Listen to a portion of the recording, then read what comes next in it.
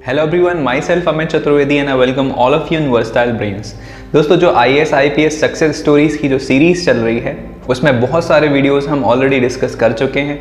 अगर आपने वो वीडियोस नहीं देखे हैं तो प्लेलिस्ट में जाइए, उन वीडियोस को भी देखिए। ये उसी वीडियो सीरीज़ का अगला वीडियो है। दोस्तों, ये कहानियाँ हैं उन लोगों के बारे में जिन लोगों ने अपनी लाइफ में कई सारी प्रॉब्लम्स को फेस किया, लेकिन आखिरी में वे जीते, और वे ऐसे जीते कि इस दुनिया में सभी के लिए एक उदाहरण बन गए। दोस्तों, इस कहानी में बोले गए हर एक वर्ड में इतना पावर है कि वो आपकी लाइफ को पूरी तरह से चेंज कर सकता है। तो इस वीडियो को ज़रूर आखिरी तक देखें। तो चलिए शुरू करते हैं।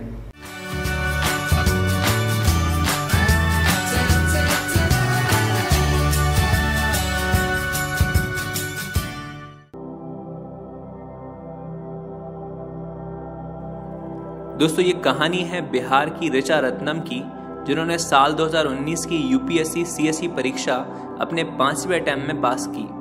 हिंदी मीडियम की स्टूडेंट होने के कारण उन्हें कई समस्याओं का सामना करना पड़ा। तो चलिए जानते हैं इनकी कहानी। बिहार की ऋचा के लिए UPSC जर्नी बाकी कैंडिडेट्स की तुलना में इसलिए भी मुश्किल रही क्योंकि उन्होंने परीक्षा का माध्यम हिंदी चुना था।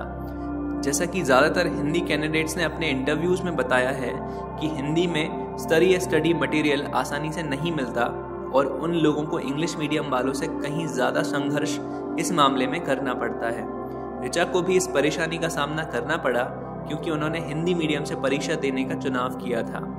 4 प्रयासों में असफल रहने वाली ऋचा ने आखिर कैसे 5वें प्रयास में सफलता प्राप्त की, चलिए जानते हैं। ऋचा ने कक्षा 10 तक की पढ़ाई हिंदी मीडियम से की और फिर 11वीं एवं 12वीं की इंग्लिश मीडियम से। इस प्रकार ऋचा ने दोनों माध्यम का अनुभव ले रखा है। यूं तो ऋचा बिहार की हैं, पर UPSC की तैयारी उन्होंने नोएडा में अपने भाई के पास रहकर की।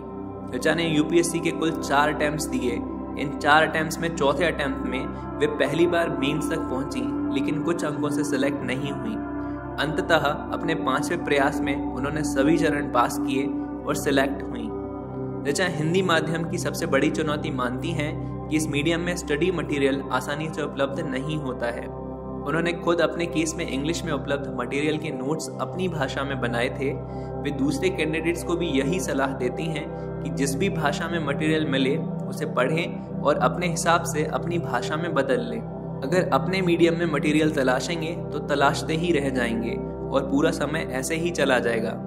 ऋचा कहती हैं कि उनके केस में चूंकि वे एक इंजीनियरिंग स्टूडेंट नहीं थी, इसलिए उन्हें CSET सेक्शन में बहुत दिक्कत नहीं हुई, लेकिन ज़्यादातर हिंदी वाले CSET में परेशान होते हैं। इसका हल वे बताती हैं कि UPSC का CSET इतना कठिन नहीं होता जितना इसको माना जाता है।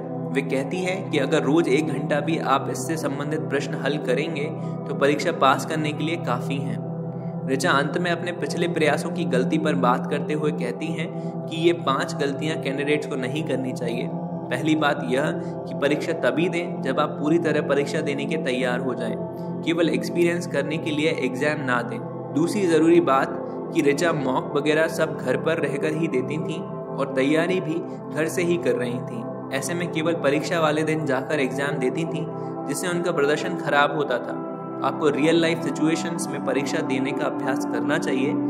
तीसरी ज़रूरी बात कि सोर्स सीमित रखें। एक विषय की एक ही किताब रखें और उसे बार बार पढ़ें। ज़्यादा रिसोर्सेज आपको कभी मंजिल तक नहीं पहुंचा सकते।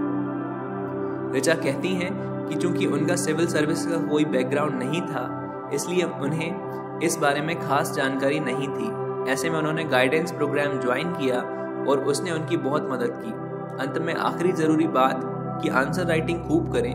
केवल इसी के द्वारा आप मेंस परीक्षा में अच्छे अंक पा सकते हैं। इससे पेपर भी नहीं छूटता और अभ्यास भी होता है।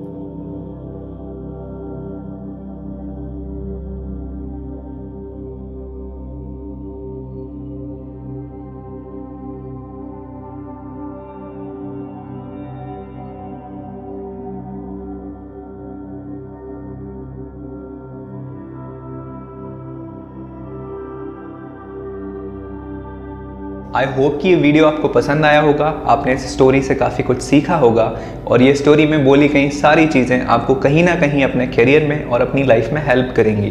दोस्तों, अगर आपको कुछ कहना है या पूछना है या बताना है तो आप मुझे डिस्क्रिप्शन में दी गई लिंक पे फेसबुक पेज या फेसबुक प्रोफाइल पे जाकर डायरेक्ट मैसेज भी कर सकते हैं। या फिर आप नीचे कमेंट सेक्शन में कमेंट लिखकर भी मुझे बता सकते हैं।